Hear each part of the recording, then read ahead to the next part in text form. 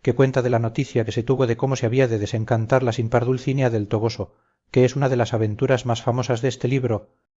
Grande era el gusto que recibían el duque y la duquesa de la conversación de don Quijote y de la de Sancho Panza, y confirmándose en la intención que tenían de hacerles algunas burlas que llevasen vislumbres y apariencias de aventuras, tomaron motivo de la que don Quijote ya les había contado de la cueva de Montesinos, para hacerle una que fuese famosa, pero de lo que más la duquesa se admiraba era que la simplicidad de Sancho fuese tanta que hubiese venido a creer ser verdad infalible que Dulcinea del Toboso estuviese encantada, habiendo sido él mesmo el encantador y el embustero de aquel negocio, y así, habiendo dado orden a sus criados de todo lo que habían de hacer, de allí a 6 días le llevaron a caza de montería, con tanto aparato de monteros y cazadores como pudiera llevar un rey coronado. Diéronle a don Quijote un vestido de monte y a Sancho otro verde, de finísimo paño, pero don Quijote no se le quiso poner, diciendo que otro día había de volver al duro ejercicio de las armas y que no podía llevar consigo guardarropas de reposterías. Sancho sí tomó el que le dieron, con intención de venderle la primera ocasión que pudiese. Llegado, pues, el esperado día, armóse don Quijote, vistióse Sancho, y encima de su rucio, que no le quiso dejar aunque le daban un caballo, se metió entre la tropa de los monteros. La duquesa salió bizarramente aderezada, y don Quijote, de puro cortésico medido, tomó la rienda de su palafrén, aunque el duque no quería consentirlo, y finalmente llegaron a un bosque que entre 2 altísimas montañas estaba, donde, tomados los puestos, paranzas y veredas, y repartida la gente por diferentes puestos, se comenzó la caza con gran estruendo, gritar y vocería, de manera que unos a otros no podían oírse, así por el ladrido de los perros como por el son de las bocinas. Apeóse la duquesa, y con un agudo venablo en las manos, se puso en un puesto por donde ella sabía que solían venir algunos jabalíes. Apeóse asimismo el duque y don Quijote, y pusiéronse a sus lados. Sancho se puso detrás de todos, sin apearse del rucio, a quien no osara desamparar, porque no le sucediese algún desmán. Y apenas habían sentado el pie y puesto en ala con otros muchos criados suyos, cuando, acosado de los perros y seguido de los cazadores, vieron que hacia ellos venía un desmesurado jabalí, crujiendo dientes y colmillos y arrojando espuma por la boca, y en viéndole, embrazando su escudo y puesta mano a su espada, se adelantó a recebirle don Quijote. Lo mesmo hizo el duque con su venablo, pero a todos se adelantara la duquesa, si el duque no se lo estorbara.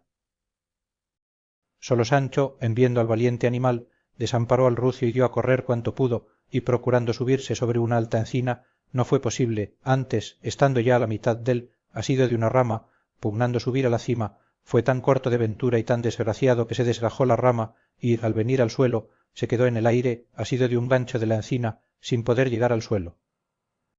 Y viéndose así, y que el sayo verde se le rasgaba, y pareciéndole que si aquel fiero animal allí llegaba le podía alcanzar, comenzó a dar tantos gritos y a pedir socorro con tanto ahínco, que todos los que le oían y no le veían creyeron que estaba entre los dientes de alguna fiera. Finalmente, el colmilludo jabalí quedó atravesado de las cuchillas de muchos venablos que se le pusieron delante, y volviendo la cabeza don Quijote a los gritos de Sancho, que ya por ellos le había conocido, viole pendiente de la encina y la cabeza abajo, y al rucio junto a él, que no le desamparó en su calamidad, y dice Cide que pocas veces vio a Sancho Panza sin ver al rucio, ni al rucio sin ver a Sancho, tal era la amistad y buena fe que entre los dos se guardaban. Llegó don Quijote y descolgó a Sancho, el cual, viéndose libre y en el suelo, miró lo desgarrado del sayo de monte y pesóle en el alma que pensó que tenía en el vestido un mayorazo. En esto atravesaron al jabalí poderoso sobre una acémila y cubriéndole con matas de romero y con ramas de mirto le llevaron, como en señal de vitoriosos despojos, a unas grandes tiendas de campaña que en la mitad del bosque estaban puestas, donde hallaron las mesas en orden y la comida aderezada, tan sumptuosa y grande que se echaba bien de ver en ella la grandeza y magnificencia de quien la daba. Sancho, mostrando las llagas a la duquesa de su roto vestido, dijo: si esta caza fuera de liebres o de pajarillos, seguro estuviera mi sayo de verse en este extremo. Yo no sé qué gusto se recibe de esperar a un animal que, si os alcanza con un colmillo, os puede quitar la vida. Yo me acuerdo haber oído cantar un romance antiguo que dice: de los osos seas comido, como fabila el nombrado. Ese fue un rey godo, dijo don Quijote, que yendo a caza de montería le comió un oso. Eso es lo que yo digo, respondió Sancho, que no querría yo que los príncipes y los reyes se pusiesen en semejantes peligros a trueco de un gusto que parece que no le había de ser, pues consiste en matar a un animal que no ha cometido delito alguno. Antes os engañáis, Sancho, respondió el duque, porque el ejercicio de la caza de monte es el más conveniente y necesario para los reyes y príncipes que otro alguno. La caza es una imagen de la guerra, hay en ella estratagemas, astucias, insidias para vencer a su salvo al enemigo, padecense en ella fríos grandísimos y calores intolerables, menoscábase el ocio y el sueño, corroboránse las fuerzas, agilítanse los miembros del que la usa, y en resolución es ejercicio que se puede hacer sin perjuicio de nadie y con gusto de muchos, y lo mejor que él tiene es que no es para todos, como lo es el de los otros géneros de caza, excepto el de la volatería, que también es sólo para reyes y grandes señores. Así que, Sancho, mudad de opinión, y cuando seáis gobernador, ocupaos en la caza y veréis cómo os vale un pan por ciento. Eso no, respondió Sancho, el buen gobernador, la pierna quebrada y en casa. Bueno sería que viniesen los negociantes a buscarle fatigados y él estuviese en el monte holgándose. Así en hora mala andaría el gobierno. Mía fe, señor, la caza y los pasatiempos más han de ser para los holgazanes que para los gobernadores. En lo que yo pienso entretenerme es en jugar al triunfo envidado las pascuas y a los bolos los domingos y fiestas, que esas cazas ni cazos no dicen con mi condición ni hacen con mi conciencia. Lera a Dios, Sancho, que así sea, porque del dicho al hecho hay gran trecho. Allá lo que hubiera, replicó Sancho, que al buen pagador no le duelen prendas, y más vale al que Dios ayuda que al que mucho madruga, y tripas llevan pies, que no pies a tripas, quiero decir que si Dios me ayuda, y yo hago lo que debo con buena intención, sin duda que gobernaré mejor que un gerifalte. No, sino pónganme el dedo en la boca y verán si aprieto o no. Maldito seas de Dios y de todos sus santos, Sancho maldito, dijo don Quijote, y cuándo será el día, como otras muchas veces he dicho, donde yo te vea hablar sin refranes una razón corriente y concertada. Vuestras grandezas dejen a este tonto, señores míos, que les molerá las almas, no sólo puestas entre dos, sino entre 2000 refranes, traídos tan a sazón y tan a tiempo cuanto le dé Dios a él la salud, o a mí si los querría escuchar. Los refranes de Sancho Panza, dijo la duquesa, puesto que son más que los del comendador griego, no por eso son en menos de estimar por la brevedad de las sentencias. De mí sé decir que me dan más gusto que otros, aunque sean mejor traídos y con más sazón acomodados. Con estos y otros entretenidos razonamientos salieron de la tienda al bosque, y en requerir algunas paranzas y puestos se les pasó el día y se les vino la noche, y no tan clara ni tan sesga como la sazón del tiempo pedía, que era en la mitad del verano, pero un cierto claroscuro que trujo consigo ayudó mucho a la intención de los duques, y así como comenzó a anochecer, un poco más adelante del crepúsculo, a deshora pareció que todo el bosque por todas 4 partes se ardía, y luego se oyeron por aquí y por allí, y por acá y por acullá, infinitas cornetas y otros instrumentos de guerra, como de muchas tropas de caballería que por el bosque pasaba. La luz del fuego, el son de los bélicos instrumentos, casi cegaron y atronaron los ojos y los oídos de los circunstantes, y aun de todos los que en el bosque estaban. Luego se oyeron infinitos lelilies, al uso de moros cuando entran en las batallas, sonaron trompetas y clarines, retumbaron tambores, resonaron pífaros, casi todos a un tiempo, tan continuo y tan apriesa, que no tuviera sentido el que no quedara sin él al son confuso de tantos instrumentos.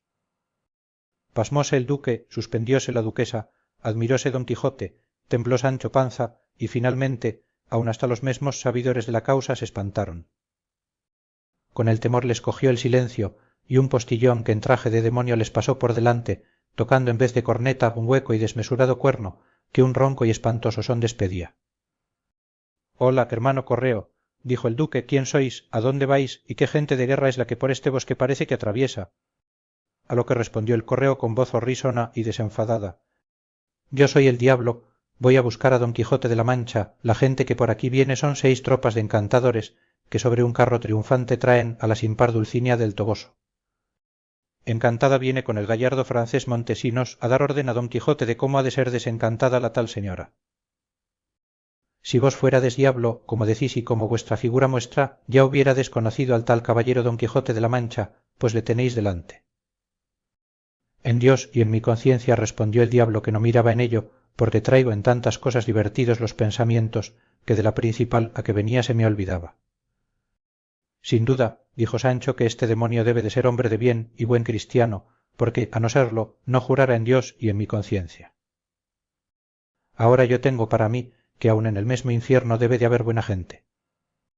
Luego el demonio, sin apearse, encaminando la vista a don Quijote, dijo: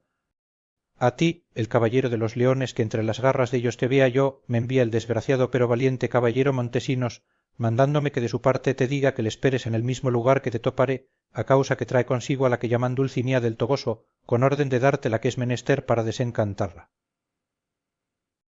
Y por no ser para más mi venida, no ha de ser más mi estada, los demonios como yo queden contigo, y los ángeles buenos con estos señores. Y en diciendo esto tocó el desaforado cuerno, y volvió las espaldas y fuese, sin esperar respuesta de ninguno.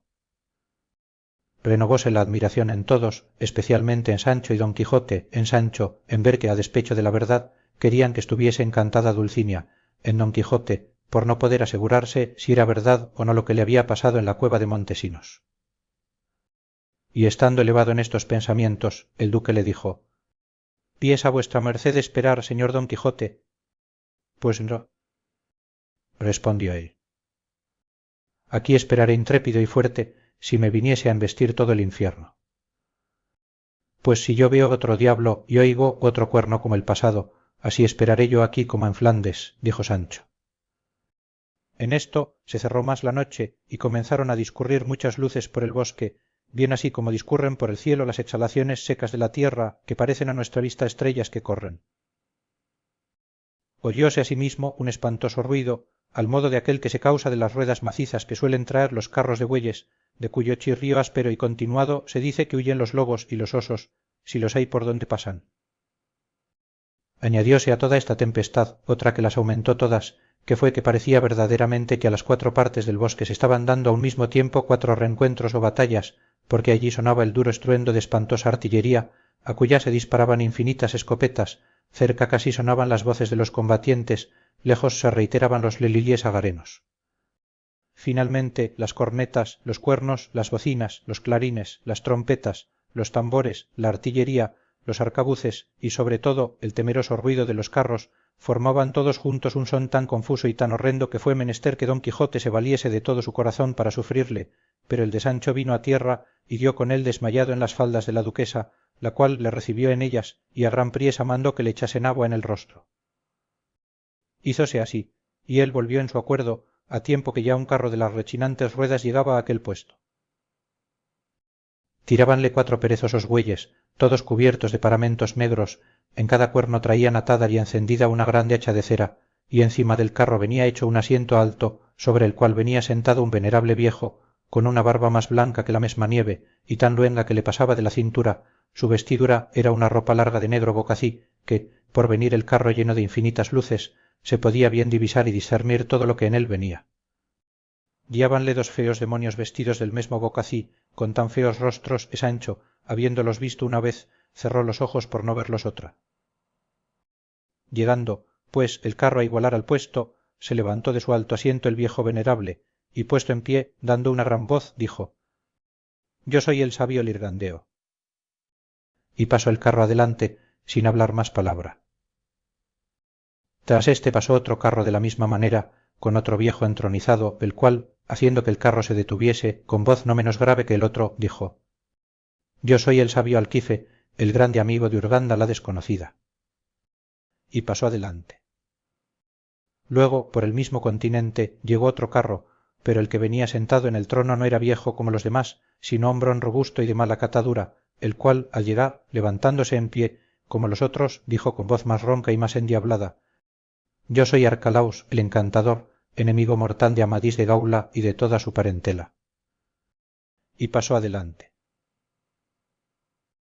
Poco desviados de allí hicieron alto estos tres carros y cesó el enfadoso ruido de sus ruedas, y luego se oyó otro no ruido, sino un son de una suave y concertada música formado, con que Sancho se alegró y lo tuvo a buena señal, y así dijo a la duquesa, de que en un punto ni un paso se apartaba: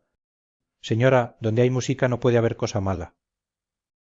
«Tampoco donde hay luces y claridad», respondió la duquesa. A lo que replicó Sancho: «Luz da el fuego y claridad las hogueras, como lo vemos en las que nos cercan, y bien podría ser que nos abrasasen, pero la música siempre es indicio de regocijos y de fiestas». «Ello dirá», dijo Don Quijote, que todo lo escuchaba. Y dijo bien, como se muestra en el capítulo siguiente.